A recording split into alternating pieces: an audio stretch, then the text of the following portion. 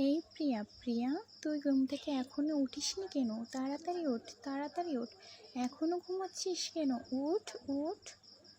হ্যাঁ দাঁড়া, উঠছি। কালকে রাতে আমি অনেক কাজ করেছি, সেই জন্য আমার অনেক পরিশ্রম হয়েছে, এখনো ঘুম থেকে উঠতে পারিনি। দাঁড়া আমি উঠছি, গিয়ে দেখতেছি, মুখ ধুয়ে আসি। আর মা আমার জন্য কী রান্না করে কাজে গেল সেটাও দেখছি। দাঁড়া মুখ ধুতে যাচ্ছি, দাঁড়া একটু অপেক্ষা কর। এই তো আমি মুখ ধুয়ে চলে এলাম। এবার দেখি মা কী রান্না করে গেল। যাই তো একটু দেখে আসি। দেখি তো, ও মা, মা তো আমার জন্য কিছুই রান্না করে নাই, শুধু মুড়ি। যাক তাই খাই। এই প্রিয়া, মুড়ি খেয়ে কীভাবে থাকবি এতক্ষণ? পারবো, পারবো রে ভাই, পারবো।